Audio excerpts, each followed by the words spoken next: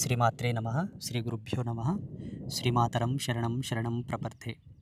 అందరికీ ముగ్గురమ్మల యొక్క ఆశీస్సులు. ముందుగానే చెప్తున్నాను, దయచేసి బాగా గమనించండి. ఈ మధ్యలో ఆన్లైన్ మోసగాళ్ళు ఎక్కువైపోయినరు. స్వామి ఫోటో పెట్టుకోవడం, స్వామి వీడియోలు పెట్టి జ్యోతిషం చెప్పబడను అని చెప్పేసి వాళ్ళ నంబర్లు పెట్టుకొని జ్యోతిషం పేరిట డబ్బులు వసూలు చేస్తున్న వాళ్ళు చాలామంది ఉన్నారు. దయచేసి మన పీఠానికి సంబంధించింది ఏది కూడా ఆన్లైన్ లేదు లేదు లేదు ఏది కూడా ఆన్లైన్ లేదు. అంతా కూడా పీఠానికి వచ్చి ఇక్కడ క్షేత్ర మహిమను ఆస్వాదిస్తూ జగదంబ సన్నిధిలో నుంచి వెళ్ళవలసినదే. అది వాక్కు అయినా, ఆశీర్వాదమైనా, బొట్టైనా, అక్షింతలైనా, ఏ వస్తువైనా సరే. ఈవెన్ స్వామివారిని దర్శించుకొని అమ్మని దర్శించుకోవాలన్నా ఆఫ్లైనే, ఆన్లైన్లో ఉండదు. దయచేసి అర్థం చేసుకోండి. ఆ మోసాలకు పీఠానికి, స్వామికి, స్వామి శిష్యులకు ఏ సంబంధం లేదు. రెండవది, పీఠంలో ఏదన్నా ఒక ఎక్స్పెరిమెంట్ జరిగింది, ప్రజలకు ఉపయుక్తమైనటువంటి ఆవిష్కరణ జరిగిందంటే దానికి కారణం జగదంబ యొక్క ఆశీర్వాదం, అమ్మ యొక్క ప్రేరణ, మాదైతే కాదు. ఎందుకనగా అనునిత్యం నేను అమ్మతో అంటాను, అమ్మ ప్రపంచానికి ఉపయోగపడేది ఏదైనా నాతో చేయించు, అందుకు నా శరీరాన్ని నువ్వు ఒక సాధనంగా పురమాయించు తల్లి అని చెప్తుంటాను. కాబట్టి అమ్మ నా యొక్క దర్శనం లోపలికి, నా ఆలోచన లోపలికి కొన్ని ఆలోచనలను ఇస్తుంది. వాటిని నేను ఒక పేపర్ మీద రాస్తాను. రాసిన దాన్ని శాస్త్రాలలో విశ్లేషణ చేస్తాను. దీనికి మూలం, దీనికి అనుబంధం ఎక్కడన్నా ఉన్నదా, ఇది శాస్త్రీయమైందా కాదా అని మంత్ర, తంత్ర, యంత్ర, వేద, ఉపనిషత్, వాంగ్మయాలలో చూసిన తర్వాత పురాణ పరిశీలన కూడా చేస్తాను. ఎలా, పురాణాలలో ఇటువంటి వాటిని ఎవరైనా వాడారా, వాడడంలో ఏమన్నా కొంత వెసులుబాటు, వ్యతిరేకత ఏదైనా ఉన్నదా అని చూసి తర్వాతకి దాన్ని ఆవిష్కరణ చేస్తాను. ఒక ఎగ్జాంపుల్ చెప్తాను. రుద్రశూలం గురించి చాలామంది కామెంట్ చేశారు. ఏ పురాణంలో ఉంది, ఏ వేదంలో ఉంది, ఏ మంత్రంలో ఉంది, ఏ తంత్రంలో ఉందండి. చూడండి, ఆ మంత్రాలు, తంత్రాలు వాస్తవంగా ఉండొచ్చు, ఉండకపోవచ్చు. కానీ ఆధ్యాత్మికమైనటువంటి అనుభవానికి అన్ని వేదాలలో, అన్ని ప్రమాణాలలో సత్యగోచరం ఉంటుందని కూడా కొంతమంది నమ్మారు. సంత్ గోరక్షనాథ్ కానీ, మచ్చింద్రనాథ్ లాంటి వాళ్ళు నిరూపించి చూపించారు. ఆ విధానాన్ని అనుసరించి పీఠంలో ఎన్నో అద్భుతమైనటువంటి పూజలకు శ్రీకారం మనం చుట్టాం. అందులో భాగంగానే మొన్న కూష్మాండ దీపం అష్టమి రోజు పెట్టించడం, ఆదివారం అమావాస్య రోజు పెట్టించడం, తర్వాత మొన్న శని జయంతి నాడు శని దీపం పెట్టించడం, ఇలా ఎన్నో మనం ఇస్తున్నాం. ఒక్కటొకటి సమయం చూసుకొని, వీలు చూసుకొని వదులుతున్నాం. దీన్ని చాలామంది మేధావులు ఏమనుకుంటుంటారంటే ఇదొక వ్యాపారం, డబ్బుల కోసం ఇదంతా చేస్తున్నారని. చూడండి, వ్యాపారం చేసే వాళ్ళలో ఒక మాట మీరు గమనించాలి. ఇక్కడనే పెట్టండి, ఇక్కడనే తీసుకోండి అంటే అది వ్యాపారం. నేను ప్రతి వీడియోలో ఏం చెప్తాను, ఎక్కడ ఆలయాలున్నా అందులో ఏ ఏ దేవాలయాలలో పెట్టాలో కూడా చెప్పాను. మీరు అక్కడనే పెట్టుకోండి అని చెప్పాను. చాలామంది ఆలయాలకు వెళ్ళడానికి వీలు లేని వాళ్ళకి ఇంట్లో కూడా పెట్టుకోమని ఒక వెసులుబాటు ఇచ్చాను. మీరు ఇక్కడ పీఠంలో వచ్చి పెడితే మీకు రుద్రశూలాన్ని తాకే అవకాశం ఉంటుంది, కోనేటి జలం ప్రోక్షణ చేసుకొని నీళ్లు తీసుకుపోయే అవకాశం ఉంటుంది, దేవాలయం మీద పసుపు తీసుకుపోయే అవకాశం ఉంటుందని చెప్పి ఇక్కడికి రమ్మన్నాను.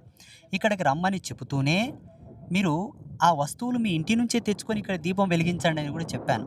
గుమ్మడికాయ తెచ్చుకొని ఇక్కడ వెలిగించండి, నూనె వత్తులన్నీ, మొన్న శని దీపం రోజు కూడా బియ్యం పిండి, నల్ల నువ్వులు, నూనె అన్నీ తెచ్చుకొని వెలిగించండి అని చెప్పాను. మీరు ఒకటి బాగా గమనించాలి, నేను ఎవరికి దొరకను, నన్ను అంత ఆషమాషగా అర్థం చేసుకోకండి. నేను అన్నీ ఏగినోన్ని. ఈ కంప్యూటర్ కాలంలో పుట్టిన ఏ ఏ స్వాములను ఎవరెవరు ఎట్లా ఇబ్బందులు పెట్టారు, ఏ పీఠాది మీద ఎటువంటి నెగిటివ్ ఎలిగేషన్స్ చేసి ఆయనని ఇబ్బంది పెట్టారు నేను చూస్తున్నా. సో నేను ఎందుకు తప్పులు చేస్తాను చెప్పండి. అమ్మా, మిమ్మల్ని అంత ఈజీగా నమ్మకూడదు బాబోయ్. అందుకే అందులో భాగంగా ఇంకొక ముఖ్యమైనటువంటి విషయాన్ని కూడా మీతో ప్రస్తావించాలని చెప్పి ఈ వీడియో. రేపు 31వ తారీఖు, ఈ నెల మే నెల 31వ తారీఖు నాడు ఆదివారం, ఆ రోజు పౌర్ణమి. నేను చాలా సందర్భాల్లో చెప్పాను, ఆదివారం అమావాస్య వచ్చినా, ఆదివారం పౌర్ణమి వచ్చినా, మంగళవారం అమావాస్య వచ్చినా, మంగళవారం పౌర్ణమి వచ్చినా, ఆదివారం మంగళవారం సూర్యగ్రహణం, చంద్రగ్రహణం వచ్చినా ఎంతో అద్భుతమైనటువంటి శక్తితో నిబిడీకృతమై ఉంటుంది వాతావరణము. విశ్వాంతరాలలో ఉండేటటువంటి గ్రహశక్తి, మనుష్య జన్మలో ఉండేటటువంటి ఆరా లెవెల్స్ కానివ్వండి, మానవుని యొక్క జీవన స్థితిగతుల్లో ఉండేటటువంటి దైవీ తత్వం కూడా ఒక విశిష్టమైనటువంటి శక్తిని సంతరించుకుంటుంది. కాబట్టి ఆ రోజు కొన్ని ఉపచారాలు, కొన్ని తంతులు, పూజలు చేస్తే విశేషవంతమైన ఫలితాలు ఉంటాయని చెప్పేసి మనకు ధర్మశాస్త్రాలు, మంత్రశాస్త్రాలు చెప్పాయి. అది మన ఋషులు నమ్మినటువంటి సత్యం. ప్రకృతిని అర్థం చేసుకున్నారు మన వాళ్ళు, జీవరాశులను అర్థం చేసుకున్నారు, వృక్షాలను అర్థం చేసుకున్నారు. కాబట్టి ప్రకృతి వేరు, మనం వేరు కాదు. అనుబంధమైనటువంటి జీవనంలోనే మనం ఉన్నాం. ఇప్పుడున్నటువంటి మానవుడు ప్రకృతిని వేరు చేసుకొని జీవిస్తున్నాడు కాబట్టి కష్టాలు అనుభవిస్తున్నాడు. అలా ఈ 31వ తారీఖు ఆదివారం పౌర్ణమి రోజు ఎవరైనా, మళ్ళీ చెప్తున్నాను, మీరు బయట కూడా మీకు అవకాశం ఉండే దేవాలయంలో మీరు పాటించుకోండి. మీరు ఇంట్లో కూడా పాటించుకోండి, ఎక్కడన్నా పాటించుకోండి. దీంట్లో ఏ అభ్యంతరం లేదు. ఒకవేళ లేదు, మేము పీఠంలోనే వచ్చి చేసుకుంటామంటే మీరు ద్రవ్యములు అక్కడి నుండే తెచ్చుకోండి, పీఠంలో వచ్చి మీరు చేసుకోండి. లేదా మీకు ఇక్కడ అందుబాటులో ఉంచుతారు. ఇది వ్యాపారం కాదు, బాగా గుర్తుపెట్టుకోండి. ఇప్పుడు రోగులకు ఔషధాలు మెడికల్ స్టోర్లో ఇస్తారు, ఉచితంగా ఇవ్వచ్చు కదా. ఆ మెడికల్ స్టోర్లో ఎందుకు డబ్బులు తీసుకుంటారు చెప్పండి? అంటే దాన్ని వెళ్ళి నువ్వు వ్యాపారం అనగలవా? కాదండి. దాన్ని తయారు చేసే దాంట్లో శ్రమ ఉంటుంది, దాంట్లో శ్రామికమైనటువంటి విభాగం ఉంది, ఎన్నో మెటీరియల్స్ దాంట్లో వాడతారు. ఆ మెటీరియల్స్ మనం ఫ్రీ ప్రొడక్ట్ కింద భూమిలో చేయబెట్టి తీయలేం కదా, ఆ గాలిలో నుండి తీయలేం కదా. అవన్నీ సమీకరించాలి, వాటిని రెడీ చేయలే కాబట్టి దానికి సంబంధించిన వస్తు ద్రవ్యం, ఆ ద్రవ్యంకు సంబంధించినటువంటి ధనము, మేకింగ్ ఛార్జెస్ ఇవన్నీ ఉంటాయి కాబట్టి ఏదో ఒక కొంత అమౌంట్ దానికి పెడతారు. మీకు నమ్మకం ఉంటేనే తీసుకోండి, బలవంతం ఏం లేదు. మీరు బయట నుంచే తెచ్చుకోండి. రేపు వచ్చేటటువంటి ఆదివారం 31వ తారీఖు పౌర్ణమి చాలా అద్భుతమైనటువంటి పౌర్ణమి. అందున ఇది అధిక మాసం కాబట్టి, అధిక జ్యేష్ఠ మాసం కాబట్టి చాలా అద్భుతంగా మీరు దాన్ని పాటించుకోవచ్చు. ఎలా పాటించుకోవాలి, ఏం చేయాలి, మంచి కాంబినేషన్ చెప్తాను, బాగా గుర్తుపెట్టుకోండి. దీన్ని నవగ్రహ శాంత్యార్థమై, అందులో భాగంగానే దీన్ని కుబేర ప్రీతికై, యక్ష గంధర్వుల యొక్క ఆకర్షణార్థంపై కూడా దీన్ని వాడుతారు. యక్షులు గంధర్వులు కూడా దైవగణాలండి, వాళ్ళు తప్పు కాదు, దయచేసి తప్పు అర్థం చేసుకోవద్దు.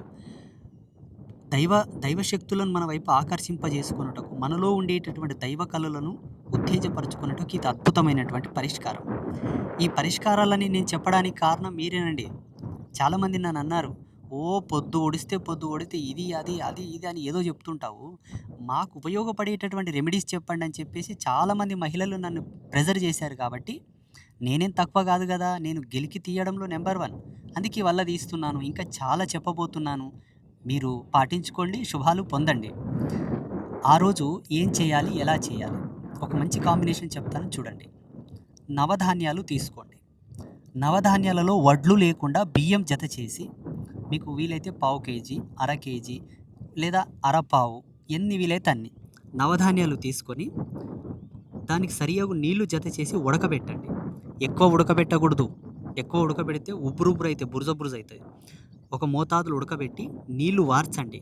వార్చిన తర్వాత ఆ మిశ్రమాన్ని బాగా పిసకండి.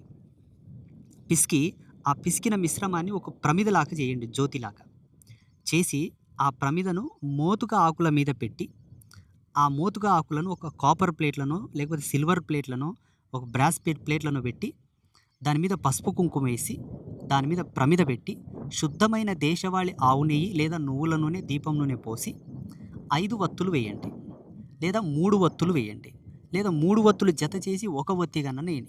ఇన్ని సౌలభ్యాలు చెప్తున్నాను, బాగా గుర్తుపెట్టుకోండి. ఓపికను బట్టి వేసి చుట్టూరుత పసుపు కుంకుమ బొట్లు పెట్టి ఆ దీపాలు క్రమంగా అన్నీ వెలిగించండి. వెలిగించిన తర్వాత చేతిలో అక్షింతలు తీసుకొని మంచిగా సంకల్పం చెప్పండి. మాకున్న నవగ్రహ దోషాలన్నీ తొలగిపోవాలి, మాకు లక్ష్మీ అనుగ్రహం కలగాలి, కుబేర అనుగ్రహం కలగాలి, మాకు దైవికమైనటువంటి ఆకర్షణ కలగాలి, మాలో దైవశక్తులు జాగృతం అవ్వాలి, మాలో ఉండేటటువంటి ఆరా లెవెల్స్ పెరగాలి, ఆ డివైన్ పవర్ పెరగాలి, మాలో ఆకర్షణ శక్తి, కళాకర్షణ శక్తి పెరిగితే ఆ కళతో సమాజంలోకి వెళ్తే మాకు తొందరగా పనులు అవ్వాలని చెప్పి సంకల్పం చెప్పి ఆ జ్యోతి మీద అక్షింతలేసి దండం పెట్టుకోండి. ఇది అమ్మవారి ఆలయాలలో పెట్టవచ్చు, శివాలయాలలో పెట్టవచ్చు, విష్ణు ఆలయాలలో పెట్టవచ్చు, అలాగే భైరవాలయాలలో పెట్టవచ్చు, అంబాత్రయ క్షేత్రానికి కూడా వచ్చి పెట్టవచ్చు, ఇండ్లలో కూడా పెట్టుకోవచ్చు. మోతుక ఆకులు దొరకకపోతే ఏం చేయాలి, తమలపాకులు పెట్టవచ్చు, అభ్యంతరం ఏమీ లేదు. ఆ రోజంతా ఆదివారం రోజు ఉదయం పెట్టి డే మొత్తం అలాగే ఉంచి సోమవారం రోజు ఆ ప్రమిదను తీసి ఎక్కడైనా పూల చెట్ల దగ్గరనో, తులసి కోట దగ్గరనో, లేదా గోమాత ఉంటే గోమాతకో, లేకపోతే నీళ్ళల్లోనో ఎక్కడో ఒకతోటి విసర్జనం చేయండి. ఇలా చేయడం ద్వారా మీకు నవగ్రహాది సంబంధిత దోషాలు వెళ్ళిపోయి, శని బాధలు తొలగిపోయి, కుబేర అనుగ్రహం, కుబేర ప్రీత్యర్థం, దీన్ని కుబేర దీపం అంటారు. అలాగే గంధర్వులను ఆకర్షించినదై ఉంటుంది. లక్ష్మీ కళలు మీ ఇంట్లో ప్రవేశిస్తాయి, మీ శరీరంలో ప్రవేశిస్తాయి. తద్వారా మీకు శుభం కలుగుతుంది. బాగా గుర్తుపెట్టుకోండి. ఇంకొక ముఖ్యమైన విషయం ఏంటంటే, నేను గతంలో కూడా చెప్పాను ఈ విషయం. ఏదైనా నువ్వు చెప్పేటప్పుడు ఆధ్యాత్మికమైనటువంటి దర్పణాన్ని అనుసరించే చెప్తారు యోగులు. స్వతమైనటువంటి విషయాలు ఎప్పుడు చెప్పరు, ప్రస్తావించరు. ఇందులో కూడా చాలా అంతరార్థం ఉన్నది. ఈ కుబేర దీపం కూడా మీకు చాలా ఉపయోగపడేదే ఉంటుంది. కేవలం ఈ పౌర్ణమి రోజు, ఈ అమావాస్య రోజే పెట్టాలా? మిగతా రోజులు పెట్టకూడదా అంటే పెట్టవచ్చు. ఒక వ్రతంగా 16 శుక్రవారాలు పెట్టొచ్చు. లేదా 16 పౌర్ణములు పెట్టొచ్చు. కేవలం పౌర్ణమి లేదా శుక్రవారం నాడు మాత్రమే ఈ దీపం వెలిగించబడుతుంది. ఇంట్లో పెట్టుకోవచ్చు, దేవాలయాల్లో పెట్టుకోవచ్చు, ఎక్కడైనా పెట్టుకోవచ్చు. ముఖ్య గమనిక, మీరు ద్రవ్యములు ఇంటి దగ్గర నుంచి అన్నీ తెచ్చుకోండి, ఇక్కడ వెలిగించండి. నూనె లేదా నెయ్యి, వత్తులు, నవధాన్యాలు ఉడకబెట్టిన మిశ్రమం, మోతుకాకులు లేదా తమలపాకులు, ఒక ఇస్తరాకు, ఒక డిస్పోజల్ ప్లేట్, వెలిగించడానికి అగ్గిపెట్టె.